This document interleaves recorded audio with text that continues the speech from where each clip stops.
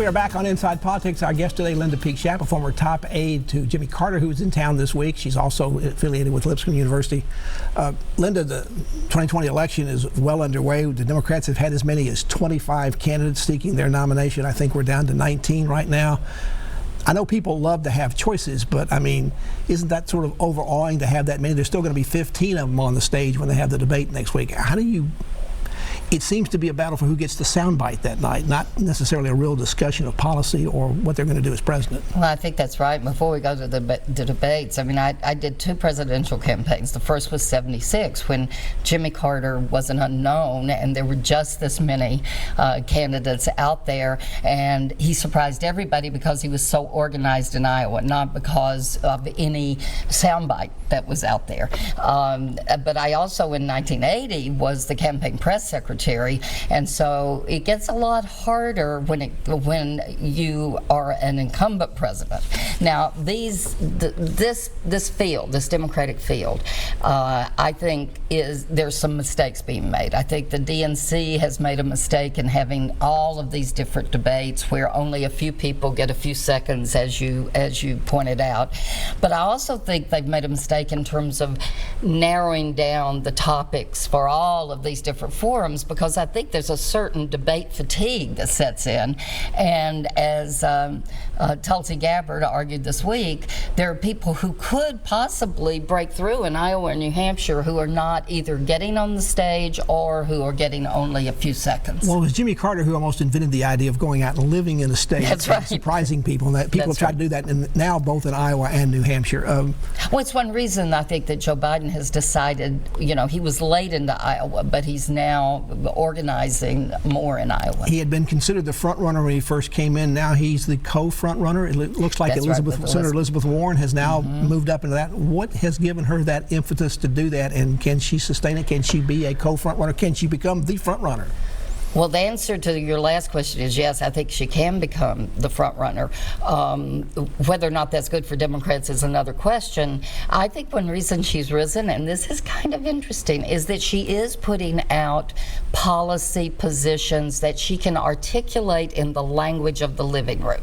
So when somebody says to her, "Are you a capitalist?" pushing this whole socialism message, she says, "Well, of course I'm a capitalist. I just think capitalism should work for everyone." So I think she's able, one reason she's breaking through is she's able to put this in the language of the living room, in language people can understand. Is what she's putting out in these plans too far to the left when you start running back, maybe more to the center when you're looking for votes in November? The answer is yes, and we need to look at how Democrats took the House back in 2018. The majority makers there were moderates who flipped primarily suburban districts from Republican to Democrat. Is one of the reasons Senator Warren going to continue her march, perhaps going past Joe Biden, the fact that Senator Bernie Sanders, who she was obviously competing against for the left side of the party in terms of support, has suffered a heart attack? He already was not quite as strong looking as he was in 2016 against Hillary Clinton. Is that going to continue? He looks like he'll recover, but is he going to recover enough to be able to hold the vote that he's got and bring up more to get the nomination? Well, the best thing in the world for Elizabeth Warren would be for Bernie Sanders to say, "I'm suspending my campaign and releasing the people who are for me and endorsing Elizabeth Warren." Whether or not he'll do that, his inclinations, as we've seen them in the last campaign and in this one, is that he probably won't. He's not a quitter. He's not a quitter, and he, you know, I think despite his recent heart attack, he gets real energy from the campaign. I think the more interesting question is there going to be a moderate that challenges Joe Biden for that lane? Before I talk about the moderate, what about Hillary Clinton? She's emerged again to making media interviews in the wake of the impeachment probe coming up, and that's certainly understandable. The media want to know what she thinks about that. But there's been a few of her comments that have made people wonder, is she going to run for president again? Will she, and is that a good idea? She responded to one of President Trump's tweets with, "Don't tempt me," right? Does she want to be tempted? She's no, I don't think so. I don't think she's going to run. And you know, she's been out there. The reason she's doing interviews is she's promoting her book with Chelsea about gutsy women that's coming out in the, you know, in anticipation of 2020. Yeah, and so I think that she's being asked that, but no, I don't think there's a chance she will get in. So who is this moderate different. Who else in the field might emerge? Is it Mayor Pete? Is it Beto O'Rourke? Is it Kamala Harris? Cory Booker? None of those are necessarily moderates, depending on what issue you pick. The closest thing that you might, Kamala Harris, I think, might be able to do that. But Cory Booker, if again, it comes back to there's the debate stage and there's the organization in the states, and particularly in those early states. So you look at Iowa, New Hampshire, and South Carolina, but California has moved up in the calendar, and so California can be important too in these early And South votes. Carolina is Biden's firewall.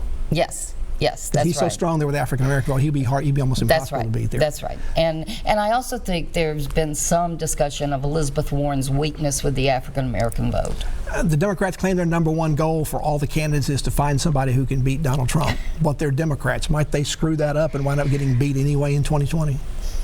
I mean, well, there's always the possibility that Democrats will screw up. That's right. Will Rogers was right about that being organized. But how can that, isn't it a problem that maybe they won't be able to do that? Their system tends to reward people for participation points, and we certainly saw that in 2016 where the race continued to be elongated because every time they ran, somebody got enough delegates to stay and active. I think you will, both from foreign interference and from the Republican talking points, you're going to see the Democratic Party, no matter who's the nominee, the face that they're going to put out there is Alexandria Ocasio-Cortez and the squad instead of these moderates. So they're going to paint a socialist picture. The question is, do you have a candidate who can move to the middle, even if they've been elected in a more liberal lane?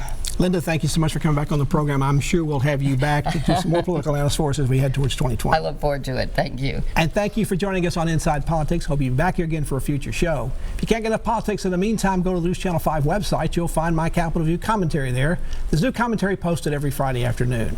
Enjoy the rest of your weekend, and we'll see you here next time. Goodbye.